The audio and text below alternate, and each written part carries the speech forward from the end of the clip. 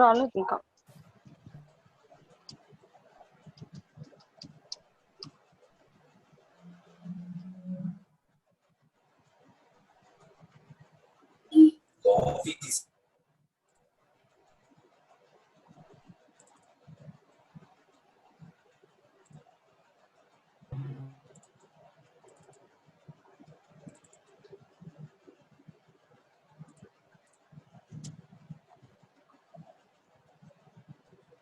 Okay. So వినపడుతుంది కదా? Hello hello. Yes sir. Okay.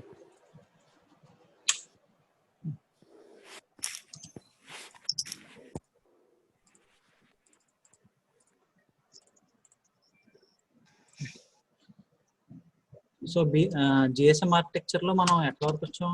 Mobile station, base station, sub system, ఇది అయిపోయింది. Network switching. So network switching sub సిస్టంలో network switching sub సిస్టమ్ని heart of GSM network అంటారు. ఎందుకంటే అదే బేస్ స్టేషన్ నుంచి మన సిగ్నల్స్ని తీసుకుని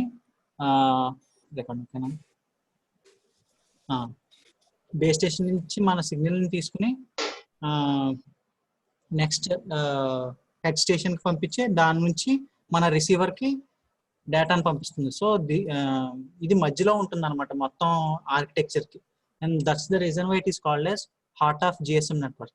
సో దీని మేనేజ్మెంట్ అండ్ పెర్ఫార్మింగ్ యాక్షన్స్ వచ్చి, so it manages user registration and authentication. User ఏ నెట్వర్క్తో రిజిస్టర్ అయ్యాడు, వాడిని ఎలా ఆథెంటికేట్ చేయాలి, ఇలాంటి management functions. And performing functions వచ్చి కాల్ రూటింగ్. నేను ఆల్రెడీ ఎక్స్ప్లెయిన్ చేశాను. కాల్ రూటింగ్ అంటే ఒక పర్టికులర్ రూట్ని సెలెక్ట్ చేయటం, దాని తర్వాత కాల్ని సెటప్ చేయటం, ఆ తర్వాత కాల్ స్విచ్చింగ్, అలాంటి యాక్షన్స్ అన్నిటిని మొబైల్ స్విచ్చింగ్ సెంటర్ పెర్ఫామ్ చేస్తుంది. సో దీంట్లో ఈ పర్టికులర్ మొబైల్ స్విచ్చింగ్ సెంటర్లో ఏంటంటే 4 types ఆఫ్ రిజిస్టర్స్ ఉంటాయి. అవి ఏంటంటే లోపల ఉండే యూజర్స్ యొక్క ఇన్ఫర్మేషన్ స్టోర్ చేసుకుంటాయి అనమాట. HLR, BLR, AUC and EIR. HLR అంటే హోమ్ లొకేషన్ రిజిస్టర్. దాని తర్వాత బిఎల్ఆర్ అంటే visitor location register. Home location రిజిస్టర్లో ఏంటంటే it's a master database of subscribers current location and information. Subscriber యొక్క కరెంట్ లొకేషన్, వాడి ఇన్ఫర్మేషన్ అవన్నీ హోమ్ లొకేషన్ రిజిస్టర్లో ఉంటాయి. ఇప్పుడు ఫర్ సపోజ్ నేను ఆంధ్రాలో నెట్వర్క్ వాడుతున్నాను. సో నేను ఆంధ్రాకి సంబంధించిన హోమ్ లొకేషన్ రిజిస్టర్లో నా పేరు, నా డీటెయిల్స్, నా ఐఎంఈఐ నెంబరు, నా సిమ్ కార్డ్ నెంబరు, అవన్నీ నా ఆంధ్రప్రదేశ్ హోమ్ లొకేషన్ రిజిస్టర్లో స్టోర్ అయి ఉంటాయి. అండ్ నెక్స్ట్ నేను ఇప్పుడు హైదరాబాద్ నుంచి ఆంధ్రా నుంచి నేను ఫర్ సపోజ్ ఢిల్లీయో ఎక్కడికో వెళ్ళాను. అప్పుడు నేను ఏమవుతాను, అక్కడ హోమ్ రిజిస్టర్ ఆల్రెడీ వాళ్ళది ఉంటుంది. బట్ నేను అక్కడికి విజిటర్ కింద వెళ్ళాను కాబట్టి అక్కడ కూడా ఒక హోమ్ లొకేషన్ రిజిస్టర్ ఉంటుంది, అక్కడ కూడా ఒక విజిటర్ లొకేషన్ రిజిస్టర్ ఉంటుంది. సో నేను నా హోమ్ లొకేషన్ రిజిస్టర్ నుంచి నేను విజిటర్ లొకేషన్ రిజిస్టర్కి ట్రాన్స్ఫర్ అవుతాను. వేరే లొకేషన్కి వెళ్తున్నాను కాబట్టి ఇక్కడ నుంచి అక్కడికి ట్రాన్స్ఫర్ అవుతున్నట్టు అన్నమాట. సో విజిటర్ లొకేషన్ రిజిస్టర్లో ఏంటంటే it's a subset of HLR which has local database for users visiting location. ఇప్పుడు నేను ఇది ఇక్కడ ఎగ్జాంపుల్ ఇచ్చాడు. నేను చెన్నైలో నా హోమ్ లొకేషన్ రిజిస్టర్లో ఉన్నాను. And then I transfer to Delhi. నేను ఒక పని మీద ఢిల్లీ వెళ్ళాను. సో అక్కడ విఎల్ఆర్లో రిజిస్టర్ అవుతాను అనమాట. సో ఈ ప్రొసీజర్ ఏదైతే జరుగుతుందో దట్ టేక్ సమ్ టైమ్, కొద్దిగా రిసోర్సెస్ అవన్నీ కావాలి. సో ఈ రిసోర్సెస్ అన్నిటిని అక్యుములేట్ చేసుకోవడానికి నెట్వర్క్కి కొద్దిగా మనీ ఖర్చు అవుతుంది. సో ఈ కాస్ట్స్నే మనం రోమింగ్ అంటాం అనమాట. సో మన హోమ్ లొకేషన్లో ఉన్నప్పుడు మనం ఆ రోమింగ్ పే చేయక్కర్లేదు, ఎందుకంటే మనం అక్కడే ఉంటాము. సో అక్కడే మన యాక్షన్స్ అన్ని పెర్ఫామ్ అవుతాయి కాబట్టి హెచ్ఎల్ఆర్లో మనం మన సబ్స్క్రిప్షన్ పేమెంట్ మాత్రమే పే చేస్తే సరిపోతుంది. ఎప్పుడైతే మనం వేరే లొకేషన్కి మారుతామో అప్పుడు ఈ అంటే మన ఇన్ఫర్మేషన్ అంతా ఢిల్లీలోకి ట్రాన్స్ఫర్ చేయడానికి ఈ యాక్షన్స్ అన్ని పెర్ఫామ్ అవడానికి కొద్దిగా రిసోర్సెస్ ఖర్చు అవుతాయి. సో దాన్ని మన వాడు ఎలా అకామిడేట్ చేసుకుంటాడంటే by using roaming charges.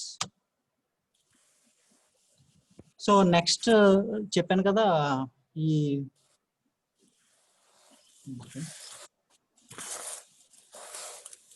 Network switching sub సిస్టంలో 4 టైప్స్ ఆఫ్ రిజిస్టర్స్ ఉంటాయి అన్న. హెచ్ఎల్ఆర్ అయిపోయింది, విఎల్ఆర్ అయిపోయింది. నెక్స్ట్ వచ్చి ఏయుసి అండ్ ఈఐఆర్. ఏయుసి అంటే ఆథెంటికేషన్ సెంటర్ అనమాట.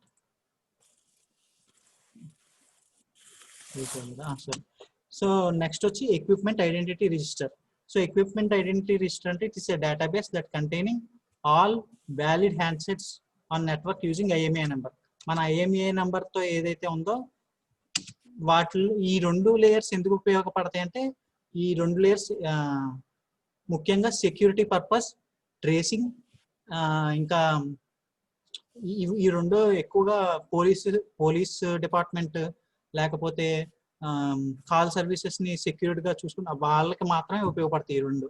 సో ఈ రెండింటిని ఉపయోగించుకునే మన ఫోన్ పోయినా లేకపోతే థెఫ్ట్ అయినా వాటి నుంచి ట్రేస్ చేస్తారంటారు కదా, అలాంటి ట్రేసింగ్ కి ఈ 2 రిజిస్టర్లు ఉపయోగపడతాయి.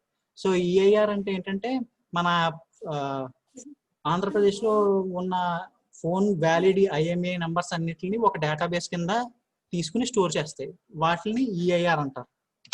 నెక్స్ట్ వచ్చి ఆథెంటికేషన్ సెంటర్. ఆథెంటికేషన్ సెంటర్ అంటే ఏంటంటే it's a protected database that stores copy of IMSI number. ఇదైతే ఫోన్ ఐఎంఏ నెంబర్ స్టోర్ చేస్తుంది. ఇది ఐఎంఎస్ఐ నెంబర్ అంటే మనం మొబైల్ నెంబర్ స్టోర్ చేస్తాయి అనమాట. సో ఈ 2 ఏంటంటే మన లొకేషన్ ట్రేస్ చేయడానికి, అలాగే మన థెఫ్ట్ ఎవరన్నా తీసుకువెళ్ళిపోయినా వాళ్ళని ట్రేస్ చేయడానికి అలాంటి కోవర్ట్ ఆపరేషన్స్ కి ఈ 2 ఉపయోగపడతాయి అన్నమాట. సో ఈ 2 మనకి ఎక్కువ యూజ్ అవ్వవు, ఎక్కువ పోలీస్ డిపార్ట్మెంట్ వాళ్ళకి యూజ్ అవుతాయి అన్నమాట. సో వీటిని ఉపయోగించుకునే ఒకవేళ ఫోన్ పోతే మనం వ్యాలిడ్ కంప్లైంట్ ఇస్తే ఆ వ్యాలిడ్ కంప్లైంట్ ని ఉపయోగించుకుని నెట్వర్క్ ని పోలీసులు కన్సల్ట్ చేసి ఈ 2 ద్వారా ఆ స్టోలెన్ హ్యాండ్సెట్ ని ట్రేస్ చేస్తారు.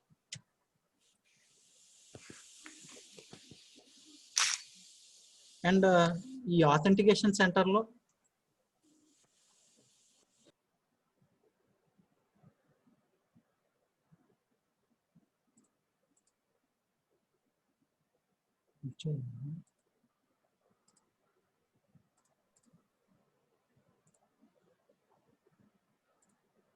సో ఆథెంటికేషన్ సెంటర్లో ఇంకొక ఫంక్షనాలిటీ ఏంటంటే, ఇప్పుడు కొన్ని కాల్స్లో స్పామ్ కాల్స్ వస్తాయి కదా, వాటిని కూడా మనం ఫ్లాగ్ చేస్తూ ఉంటాం. ఇప్పుడు ఒక్కొక్క కాల్ వచ్చినప్పుడు ఇప్పుడు వచ్చిన ఫ్యూచర్ అది.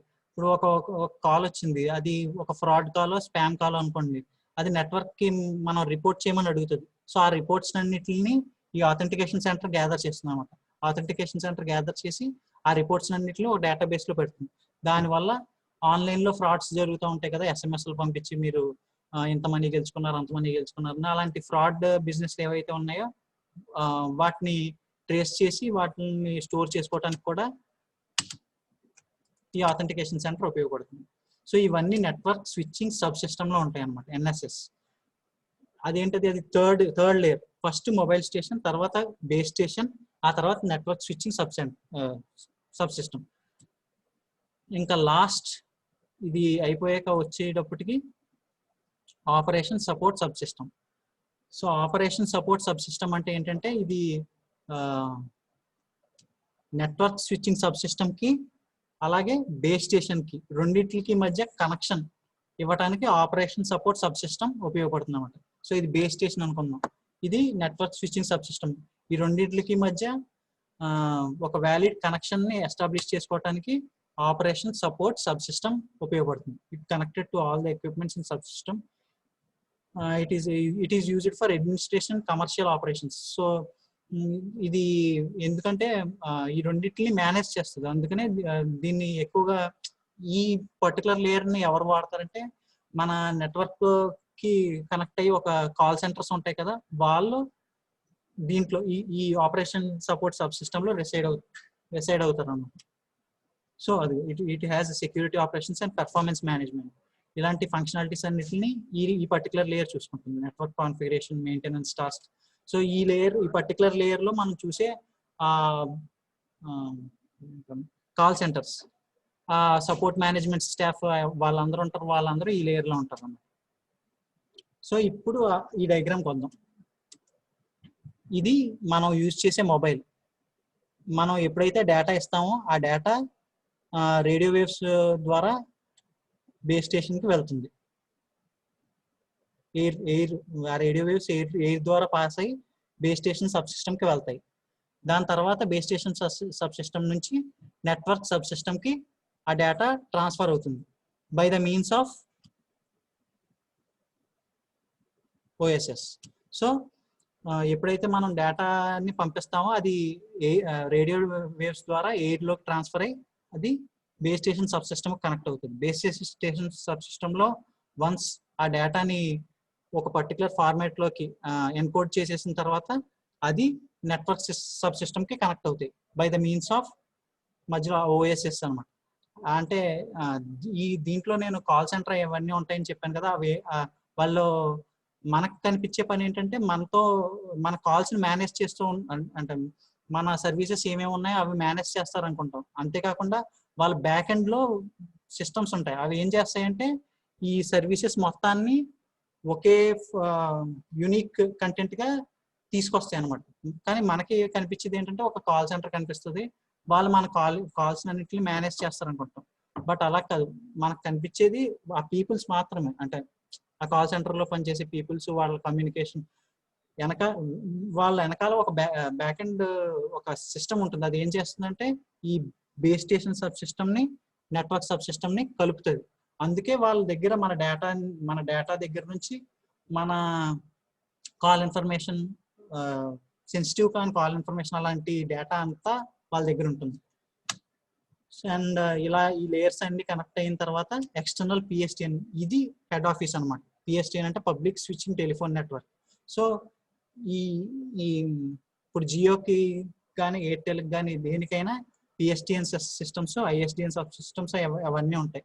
సో ఈ డేటా అంతటిని తీసుకెళ్లి ఎక్స్టర్నల్ రిసోర్సెస్ ఇక్కడికి వేస్తే ఆ ఎక్స్టర్నల్ రిసోర్సెస్ రిసీవర్ కి ట్రాన్స్ఫర్ చేస్తుంది అనమాట. సో పిఎస్టిఎన్ అంటే public switching telephone network, ISDN అంటే integrated service dialling network. So ఇవన్నీ ఏంటంటే క్యారియర్ సర్వీసెస్. ఈ 4 మన పర్టికులర్ నెట్వర్క్ క్యారియర్ ఏదైతే ఉందో వాళ్ళ దగ్గర ఉంటాయి. అవి ఇంకా డైరెక్ట్ ఇంకా వీటి ఫంక్షనాలిటీ ఏమి ఉండదు, మొత్తం చేయాల్సిందంతా ఈ లేయర్ చేసేసుకుంటాయి, ఈ 3 లేయర్స్ చేసేసుకుంటాయి. ఆ ఇన్ఫర్మేషన్ మట్టికి వాడి రిసీవర్ దగ్గరికి తీసుకెళ్ళడమే వీటి పని.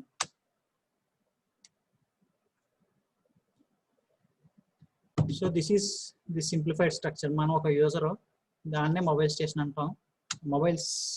మొబైల్ స్టేషన్ అంటే నేను ఇవన్నీ ఎందుకు చూపించానంటే, ఇప్పుడు నేను మొబైల్ స్టేషన్ అనగానే మనం ఒక యూజర్ అని తెలియదు, మొబైల్ స్టేషన్ అనగానే అదొక పెద్ద స్టేషన్ అనుకుంటాం.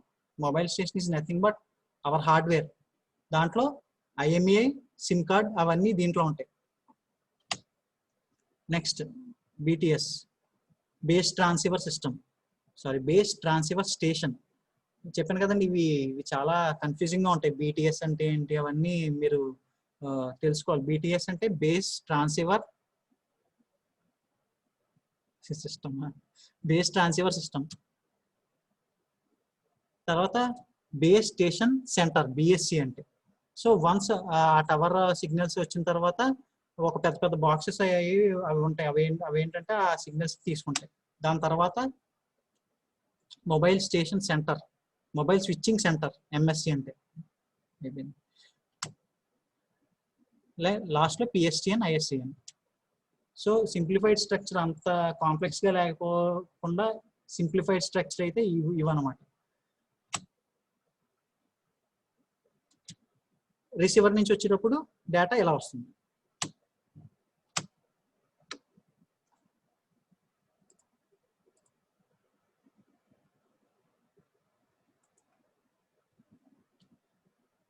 అర్థమైందా? Is it possible to change IMEI, sir? Yes, the mobile is lost. In most of the cases, you will become helpless in finding lost. IMEI change చేసుకోవటం అంటే హార్డ్వేర్ని చేంజ్ చేస్తే IMEI చేంజ్ అవుతుంది. But అంత దాన్ని ఏమంటారు, అంత ఫంక్షనాలిటీ ఎయిదర్ మొబైల్ బాగు చేసే వాళ్ళకి కానీ లేకపోతే టెక్ ఎంతూసియాసిస్ట్స్ కానీ హ్యాకర్స్ అలాంటి వాళ్ళకే నాలెడ్జ్ ఉంటుంది. మోస్ట్లీ కామన్ పీపుల్స్కి ఆ నాలెడ్జ్ ఉండదు. IMEI అనేది యాక్చువల్గా అది hardware embedded.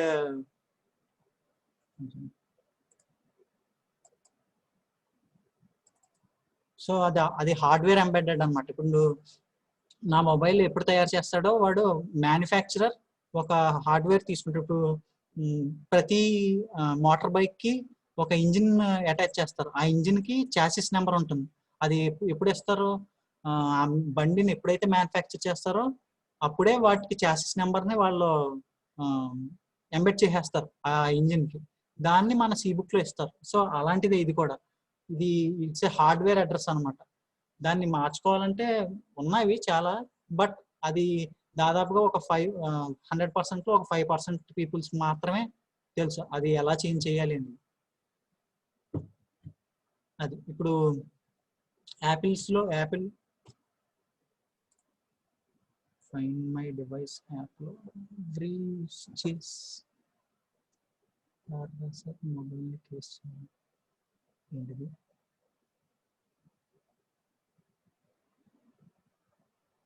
Find my device యాప్లో. ఓకే ఫైండ్ మై డివైస్ యాప్లో ఇవే యూస్ చేస్తారు. బట్ ఇవే అంటే ఇవే కాదు, ఇంకా ఈ particular data plus internet connectivity plus location ఉంటుంది కదా, లొకేషన్ మేనేజ్మెంట్ మన ఫోన్లో. ఆ లొకేషన్ మేనేజ్మెంట్ ఇలాగ ఒక 4 to 5 ఫంక్షనాలిటీస్ అన్ని ఉపయోగించుకుని క్లౌడ్ కూడా ఇలాంటి 4 to 5 రిసోర్సెస్ ఉపయోగించుకుని అప్పుడు మన ఫైండ్ మై డివైస్ వర్క్ అవుతుంది అనమాట. ఇంకోటి ఏంటంటే రోమింగ్ కాన్సెప్ట్ కూడా ఇంకొక 10 ఏళ్ళు కూడా ఇంకో 2 years పోతే ఆ రోమింగ్ కాన్సెప్ట్ కూడా, ఇప్పటికే రోమింగ్ కాన్సెప్ట్ లేదు. మీకు రోమింగ్ ఛార్జెస్ ఎప్పుడు పడుతున్నాయి? పడవు కదా. ఇంకా ఏమైనా డౌట్స్ ఉన్నాయా?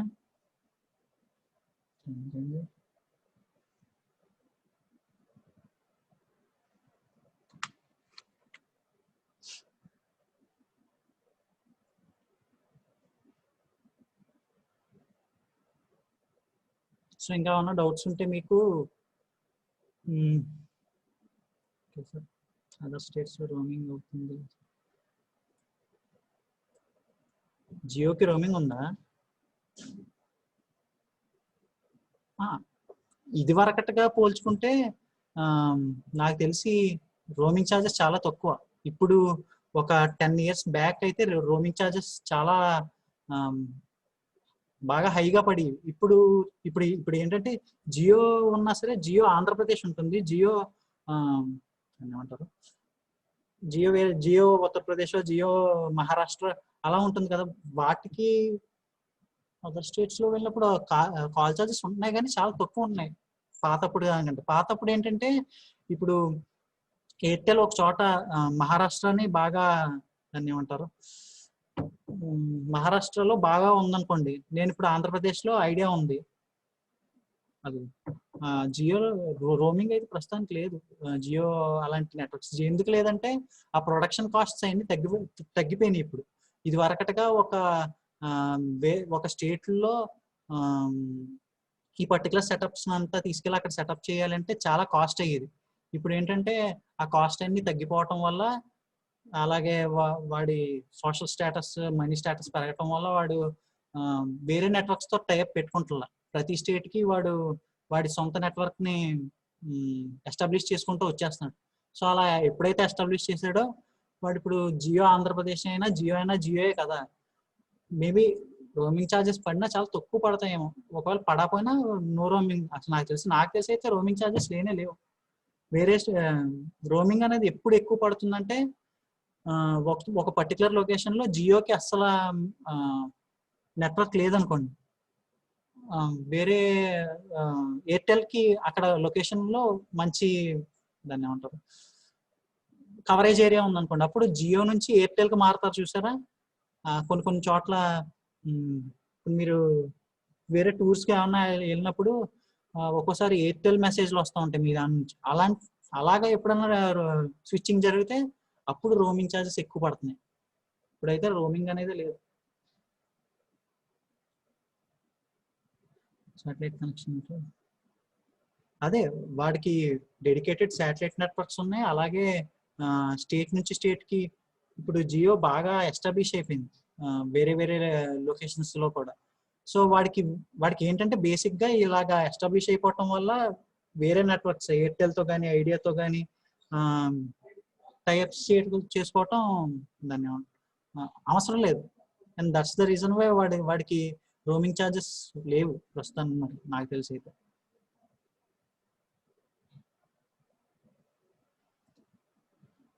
ఇంకేమైనా డౌట్స్ ఉన్నాయి? ఓకే, సో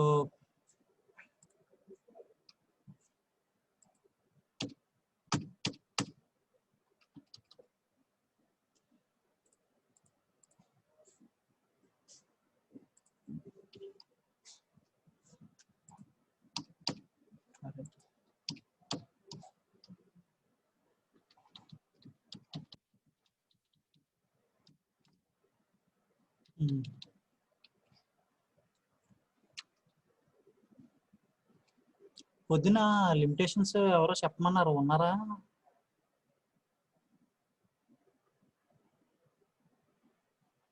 పొద్దున్న నాకు మెసేజ్ వచ్చింది లిమిటేషన్స్ ని. ఇంకా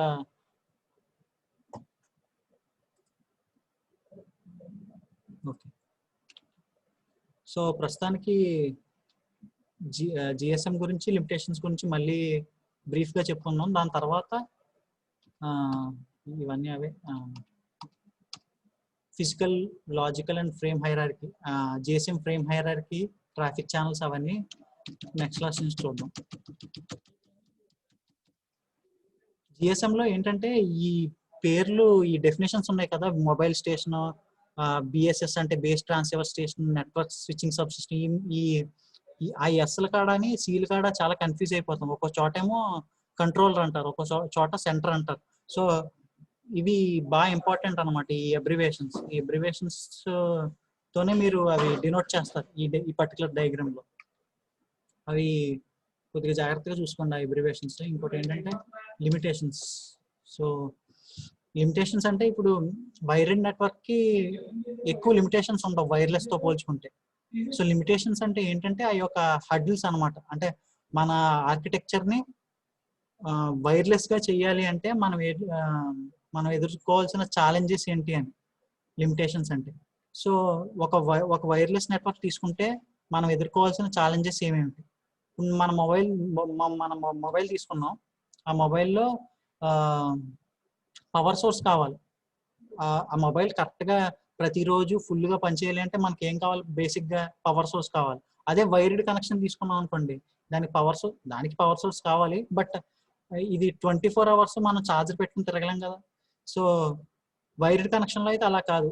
మనం 24 hours ఆన్ చేసుకోవాలన్నా జస్ట్ ప్లగ్ అండ్ ప్లే అనమాట. ఒకసారి ప్లగ్ చేసిన తర్వాత అది 24 hours ఏంటి ఎప్పటి వరకు పనిచేస్తూనే ఉంటుంది. బట్ వైర్లెస్ డివైజెస్లోకి వచ్చేటప్పటికి దానికి ఒక బ్యాటరీ ఉంటుంది, దానికి మళ్ళీ స్టాండ్ బై టైం ఉంటుంది. ఆ స్టాండ్ బై టైం అయిపోయాక మళ్ళీ మనం ఛార్జ్ చేయాలి.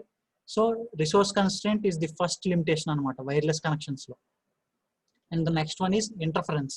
ఇంటర్ఫరెన్స్ అంటే ఏంటంటే ఒక సిగ్నల్ ఇంకో సిగ్నల్ ఓవర్లాప్ అవ్వడం అనమాట. వైర్డ్ కనెక్షన్ తీసుకున్నారనుకోండి, ఈ సిస్టమ్కి ఒక వైర్ ఉంది, నెక్స్ట్ సిస్టమ్కి ఇంకొక వైర్ ఉంది, రెండు ఒకే చోట నుంచి పాస్ చేశాను.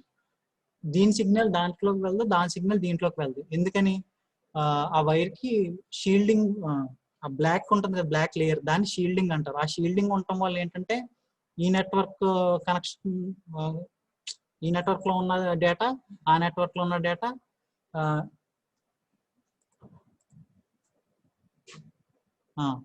ఇన్సులేషన్ అవి ఉండటం వల్ల ఓవర్లాప్ అవ్వవు అనమాట. సో సెక్యూర్డ్గా వెళ్ళిపోతాయి. బట్ వేరేస్ వైర్లెస్ వైఫై వాడతాం కాబట్టి అది కూడా ఎయిర్ మీడియంగా తీసుకుని డేటాని ఎలా పడితే అలా సెండ్ చేస్తూ ఉంటుంది. సో ఈ సిగ్నల్ వేరే సిగ్నల్తో ఓవర్లాప్ అయ్యే ఛాన్సెస్ ఎక్కువ ఉన్నాయన్నమాట వైర్డ్ నెట్వర్క్తో పోల్చుకుంటే వైర్లెస్ నెట్వర్క్లో. So interference is one of the limitations for wireless network. And the third limitation is bandwidth. Bandwidth అంటే ఏంటంటే ఈడు ఇక్కడ థర్డ్ పాయింట్ ఎందుకు చెప్పాడంటే వెరీ లో అని. ఈ పర్టికులర్ లిమిటేషన్స్ అన్ని జిఎస్ఎం నెట్వర్క్ ఇంట్రడ్యూస్ చేసినప్పుడు వాడిన లిమిటేషన్స్. సో ఇప్పుడు అయితే బ్యాండ్విడ్త్ అనేది నాకు తెలిసి లిమిటేషనే కాదు, after 4G are 5G invention. అంతకు ముందు బ్యాండ్విడ్త్ అనేది చాలా లిమిటేషన్ అనమాట. ఎందుకంటే 2G కైనా 3G కైనా ఒక పర్టికులర్ బ్యాండ్విడ్త్ ఉంటుంది, అది చాలా లో. పైగా మనం ఆ బ్యాండ్విడ్త్ లోనే మన కనెక్షన్స్ అన్నిటిని accommodate చేసుకోగలగాలి. But once 4G 5G ఇలా నెక్స్ట్ జనరేషన్స్ వచ్చేటప్పటికి బ్యాండ్విడ్త్ అనేది లిమిటేషన్ పోతుంది స్లోగా. సో ఇప్పుడు ఇక్కడ చూడండి, also they are very continuously increasing, transmission rates are still very low అని ఇచ్చాడు. బట్ ట్రాన్స్మిషన్ రేట్స్ నిజంగా లోగా ఉన్నాయి. ఇప్పుడు 1.5 Mbps టు 5.2 Mbps వరకు వస్తుంది. ఇది వరకటిగా జిఎస్ఎం ఈ హెచ్ వస్తుంది చూసారా, ఎడ్జ్, ఈ ఎడ్జ్ నెట్వర్క్, హైబ్రిడ్ నెట్వర్క్ అలాంటివి వాడేటప్పుడు ఏంటంటే 200 kbps, 200 కూడా కాదు, 50 kbps, 100 kbps అలా వచ్చి. సో బ్యాండ్విడ్త్ మనం ఎంత పెంచుకున్నా సరే అది accommodate చేయలేకపోయేది. But whereas 4G 5G అలాంటి కొత్త జనరేషన్ నెట్వర్క్ వచ్చేటప్పుడు బ్యాండ్విడ్త్ అనేది లిమిటేషన్ స్లోగా.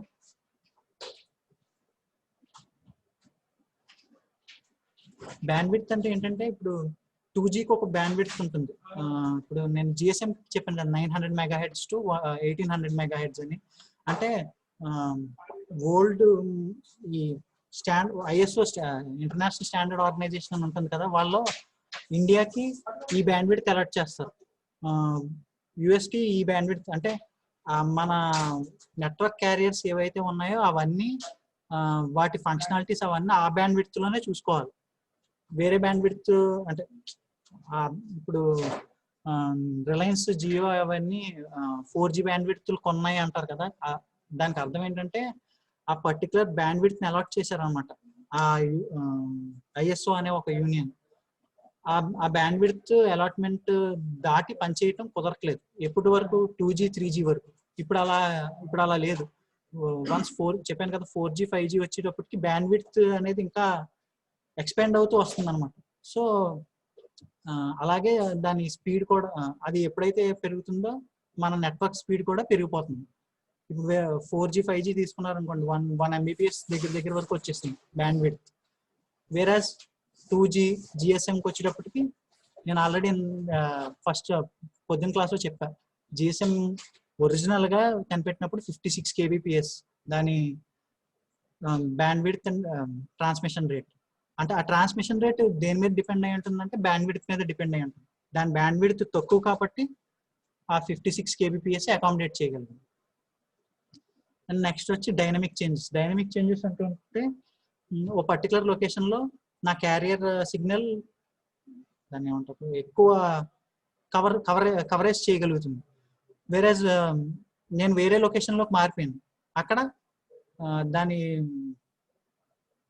అదేంటిది ఆ కవరేజ్ ఏరియా అనేది చాలా తక్కువ అయిపోతుంది. సో ఈ పర్టికులర్ చేంజెస్ ఉన్నాయి చూసారా, వేరియస్ ఏరియాలోకి వెళ్ళటం వల్ల సిగ్నల్ పవర్ తగ్గిపోవటం, దాన్ని డైనమిక్ చేంజెస్ అంటారు. ఒక్కొక్క ఏరియాలో ఒక్కొక్క విధంగా ఉంటుంది. ఇప్పుడు మన నెట్వర్క్ తీసుకోండి, జియో మీ కాలేజ్లో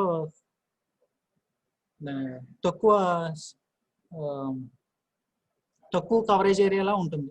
వేరేజ్ మీ ఇంట్లో కానీ లేదా ఏ సిటీస్లో కానీ వెళ్ళారనుకోండి, అక్కడ ఎక్కువ ఉంటుంది. సో వీటిని అకామిడేట్ చేయగల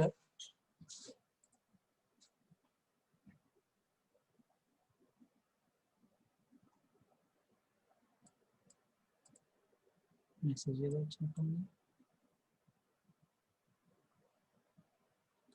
బ్యాండ్విడ్త్ అంటే బ్యాండ్విడ్త్ అంటే ఏంటంటే ఈ 2G అనే దానికి ఒక బ్యాండ్విడ్త్ అలాట్ చేస్తారు. ఇప్పుడు 900 to 1800 MHz జిఎస్ఎం కి ఆ బ్యాండ్విడ్త్ అలాట్ చేశారు. ఆ బ్యాండ్విడ్త్ లోనే మన కెరియర్స్ ఉంటాయి కదా, ఎయిర్టెల్, ఐడియా, అవన్నీ వాటి యాక్షన్స్ ఉంటాయి కదా, అవన్నీ ఆ బ్యాండ్విడ్త్ లోనే పెర్ఫామ్ చేయాలి. బ్యాండ్ విడ్త్ అంటే ఏంటంటే అదే 900 మెగాహెర్ట్జ్ టు 1800 మెగాహెర్ట్జ్ అని చెప్పాను కదా, దాన్ని బ్యాండ్ విడ్త్ అంటారు. అంటే ఆ బ్యాండ్ విడ్త్ మీకు ఎలా చెప్పాలంటే రేడియో ఎఫ్ఎం ఉంది కదా, రేడియో ఎఫ్ఎంకి బ్యాండ్ విడ్త్ ఎంత 90.4 9.5 అని ఇస్తారు. అంటే ఒక్కొక్క ఎఫ్ఎంకి ఒక్కొక్క 90.5 90.91.5 100.5 అనేయో ఇస్తారు కదా, అవి వాటిని బ్యాండ్ విడ్త్ అంటారు అన్నమాట.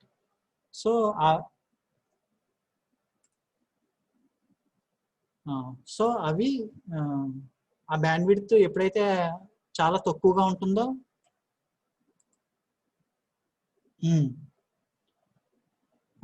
ఆ ఫ్రీక్వెన్సీ అంతే ఫ్రీక్వెన్సీ. సో ఆ ఫ్రీక్వెన్సీలోనే అవి పనిచేయాల్సి ఉంటుంది. దాన్ని బ్యాండ్ విడ్త్ అంటారు. ఆ ఫ్రీక్వెన్సీ ఎంత లోగా ఉంటే మన నెట్వర్క్ స్పీడ్ కూడా అంతే లోలో ఉంటుంది అనమాట. ఇప్పుడు 2G GSM తీసుకుంటే చెప్పాను కదా 56 kbps. వన్స్ 2G తర్వాత 3G 4G 5G వచ్చేటప్పటికి ఆ బ్యాండ్ విడ్త్ సైజ్, అది కవరేజ్ చేసే కెపాసిటీ అన్ని ఇంక్రీజ్ అవుతూ వస్తున్నాయి. ఆ ఇంక్రీజ్ అవుతూ వచ్చినప్పుడు మన నెట్వర్క్ పెర్ఫార్మెన్స్ ఆటోమేటిక్గా ఇంక్రీజ్ అవుతుంది. సో డైనమిక్ చేంజెస్ అంటే ఆల్రెడీ చెప్పాను. Next one is network issues. ఇది కూడా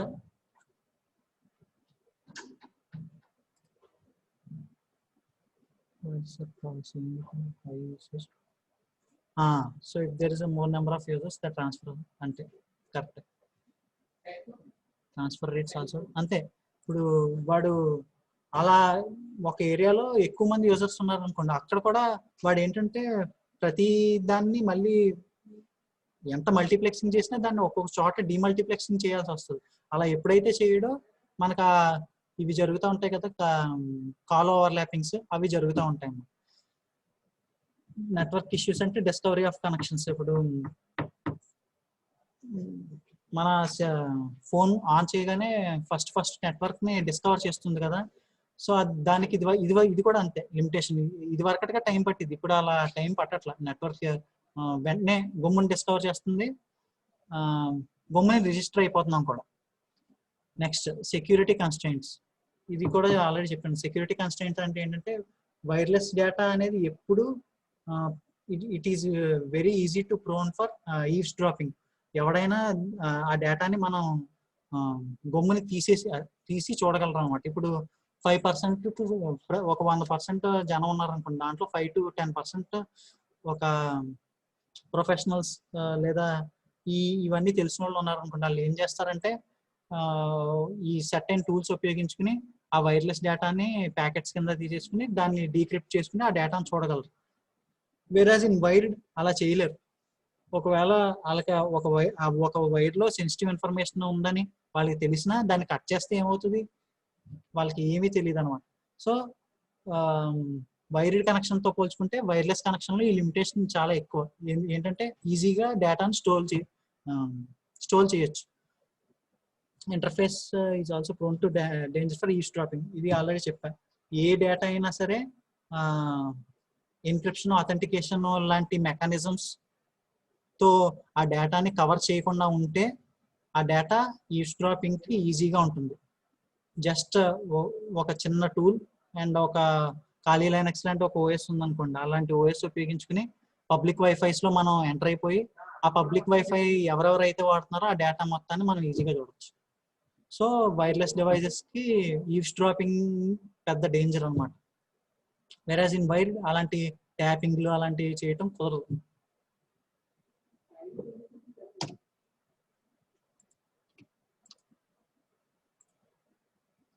నెట్వర్క్ కి కనెక్ట్ అవుతుంది అలా.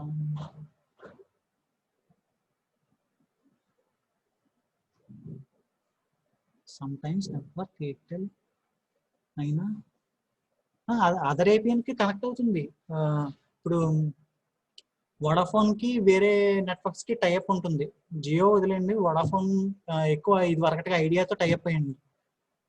ఆ సినారియో తీసుకుంటే ఇప్పుడు నేను వడాఫోన్ అనుకోండి, ఒక చోటకి వెళ్ళేటప్పటికి వడాఫోన్ అక్కడ సిగ్నల్ కవరేజ్ ఏరియా తక్కువ అనుకోండి, వడాఫోన్ కి ఎయిర్టెల్ ఇప్పుడు రెండు కలిసిపోయినాయి. ఇది వరకటిగా అయితే వడాఫోన్ ఐడియా బాగా టైఅప్ అయ్యి ఉండి సో నేను ఇప్పుడు ఒక వడాఫోన్ యూజర్ని, నేను ఒక పర్టికులర్ లొకేషన్లో ఉన్నప్పుడు అక్కడ వడాఫోన్ తక్కువ కవరేజ్ ఏరియా ఉందనుకోండి, ఆటోమేటిక్గా వడాఫోన్ నుంచి ఐడియాకి స్విచ్ అయిపోయేలాగా వాళ్ళు అగ్రిమెంట్స్ చేసుకుంటారు అనమాట. దాన్ని బట్టి ఏంటంటే అక్కడ వాళ్ళ పార్ట్నర్షిప్ మాట్లాడుకున్నారు కాబట్టి వెంటనే అలాంటి సినారియోస్లో ఇలాగా స్విచ్చింగ్ అవటం జరుగుతూ ఉంటుంది. వెరాజ్ అన్ని సినారియోస్లో ఇలాగా ఏపీఎన్ స్విచ్ అవ్వటం జరగదు, ఎందుకంటే మనం ఒక ఏపీఎన్కి కదా పే చేస్తాము. ఇంకా ఏమైనా డౌట్స్ ఉన్నాయా?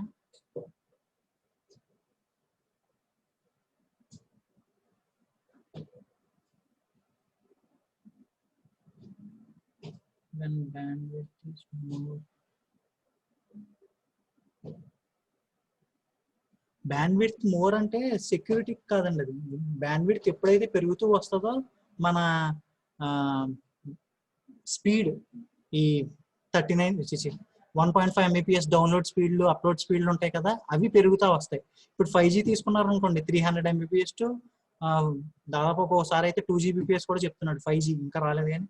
సో దాని బ్యాండ్విడ్త్ ఎక్కువ అనమాట వీటి 2G 3Gతో పోల్చుకుంటే.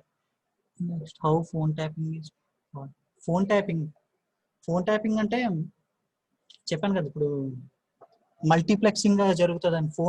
ఫోన్ నుంచి మొబైల్ కంప్యూటింగ్ ఆర్కిటెక్చర్, ఫోన్ నుంచి నేను ఒక పర్టికులర్ లొకేషన్లో ఉన్నాను, ఒక పర్టికులర్ స్ట్రీట్లో. ఆ పర్టికులర్ స్ట్రీట్లో ఉన్న మాట్లాడే వాళ్ళు అందరి సిగ్నల్స్ని ఓవర్లాప్ చేస్తారన్నాను. అవన్నీ అదేంటది ఇక్కడ బేస్ స్టేషన్ నుంచే వాటి నుంచే అవ్వాలి కదా. ఇప్పుడు ఫోన్ ట్యాపింగ్ అయితే మట్టికి వేరే వాళ్ళు చేయడం కుదరదు. వైర్లెస్ నెట్వర్క్స్ అంటే ఓన్లీ ఫోన్సే కాదు కదా, ఓన్లీ కంప్యూటర్స్ వాటిల్లో కూడా ఉంటుంది. కంప్యూటర్స్లో ట్యాపింగ్ అనేది చాలా ఈజీ, ఈవెన్ ఒక సెక్యూరిటీ ప్రొఫెషనల్ చేయొచ్చు. వెరాజ్ ఇన్ ఫోన్ ట్యాపింగ్ అనేది సినిమాల్లో చూపించినట్టు ఈ సెక్యూరిటీ ప్రొఫెషనల్స్ కానీ వాళ్ళు చేయటం కుదరదు. ఆ base station HLR network station ఉన్నాయి కదా, అక్కడ గవర్నమెంట్ పర్మిషన్ ఉంటే